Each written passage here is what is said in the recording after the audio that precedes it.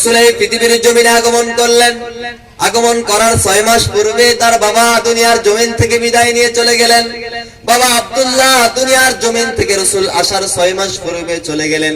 এতিম হয়ে এই দুনিয়ার জমিনে নবী আগমন করলেন। আল্লাহ তাআলা সেই কথাও কোরআনের মধ্যে বলেন, আলাম ইয়াজিদকা ইয়াতীমান ফাআওয়া, নবী আমি কি আপনাকে ইয়তীম অবস্থায় পাইনি, অতঃপর আমি কি আপনাকে আশ্রয় দেইনি? অর্থাৎ নবী আপনাকে তো আপনি এতিম হয়ে দুনিয়াতে এসেছেন, এতিম অবস্থায় আপনাকে পেলাম। ও নবী আপনি এতিম ছিলেন, আমি রব আপনাকে আশ্রয় দিয়েছি। অতএব নবী শুনে রাখেন, ফাআম্মাল ইয়াতীমা ফালা তাকহার, নবী গো অতএব আপনি এতিমদের প্রতি কঠোর হবেন না। সুবহানাল্লাহ। এতিম হয়ে তো দুনিয়াতে এসেছে, অতএব আপনাকে আমি নির্দেশ দিয়ে বলছি, ফাআম্মাল ইয়াতীমা ফালা তাকহার, নবী আপনি এতিমদের প্রতি কি হবেন না, কঠোর হবেন না। এতিম নবী এই পৃথিবীর জমিনে আগমন করলেন। বিশাল ইতিহাস। রাসূল আসার পর রাসূল মায়ের কাছে কিছুদিন ছিলেন, তারপর মক্কার প্রথা অনুযায়ী উম্মে হালিমার কাছে লালিত পালিত হয়েছেন। সেখান থেকে আবার ফিরে আসলেন 4 বছর বয়সে। এক পর্যায়ে 6 বছর বয়সে আবার মাতা আমিনাও দুনিয়ার জমিন থেকে বিদায় নিয়ে চলে গেলেন। লালিত পালিত হচ্ছিলেন দাদার কাছে।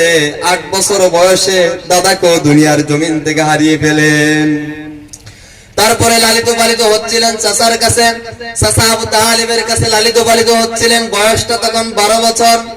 12 বছরে যখন চাচার সাথে সিরিয়ার উদ্দেশ্যে ব্যবসার জন্য রওনা দিলেন, ব্যবসা করার জন্য রওনা দিলেন চাচার সাথে। 12 বছর বয়সে সিরিয়ার উদ্দেশ্যে রওনা দিলেন। প্রতিমধ্যে খ্রিস্টান পাদ্রী বহাইরা রাসূলকে দেখতে পেলেন। খ্রিস্টান পাদ্রী বহাইরা বিশ্বনবী মুহাম্মদুর রাসূলুল্লাহ সাল্লাল্লাহু আলাইহি ওয়াসাল্লামকে দেখতে পেলেন। মক্কার একটি কাফেলার সাথে বালক মুহাম্মদ আসতেছে।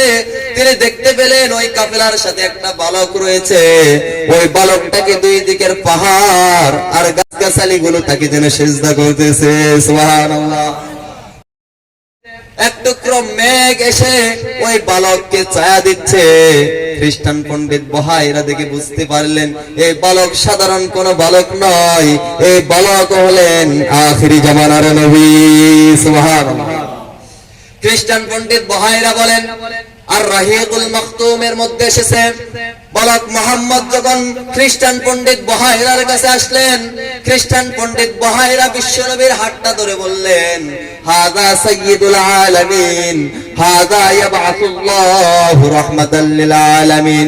এই বালক সাধারণ কোন বালক নয়, এই বালক হলেন বিশ্ব জগতের নেতা, এই বালক হলেন বিশ্ব জগতের জন্য রহমত। সুবহানাল্লাহ।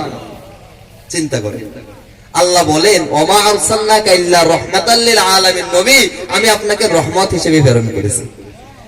নবী নিজেই বলেন, ওয়া আনা নাবিয়ুর রহমত, আমি হলাম রহমতের নবী। খ্রিস্টান পণ্ডিত বহাইরা 12 বছরের বালক মুহাম্মদকে দেখে বলেন, হাদা ইয়াবআসুল্লাহু রাহমাতাল লিল আলামিন, এই বালক হচ্ছে রহমাতাল লিল আলামিন। সুবহানাল্লাহ।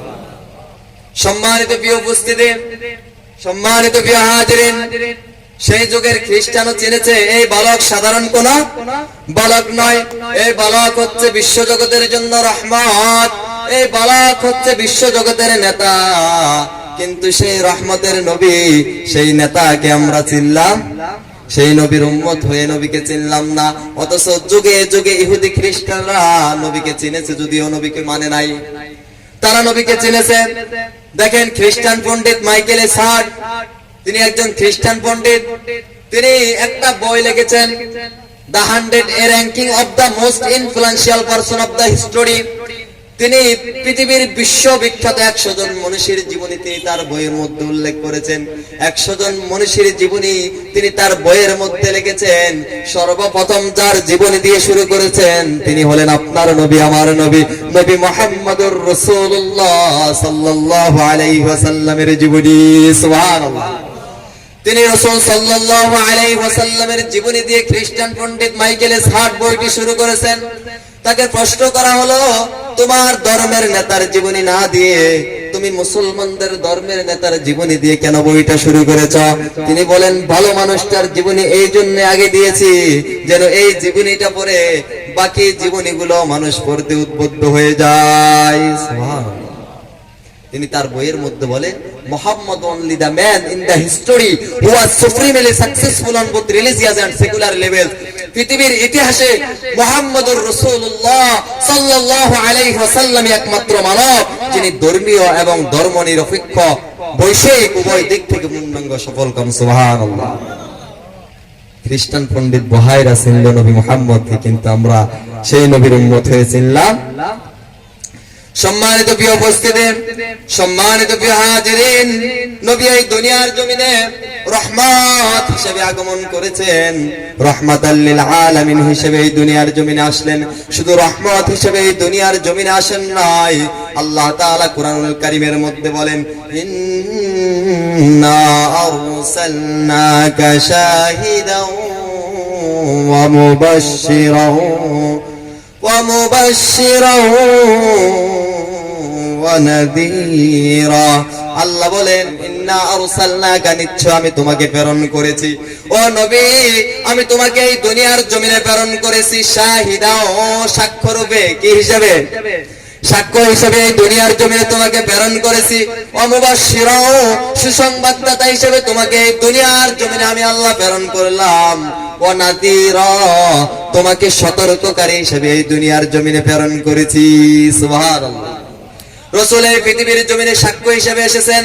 আল্লাহ সেই কথা কোরআনের মধ্যে বলেন, ফাকাইফা ইযা জিনা মিন কুল্লি উম্মাতিন বিশাহিদিন ওয়া জিনা বিকা আলা হাউলা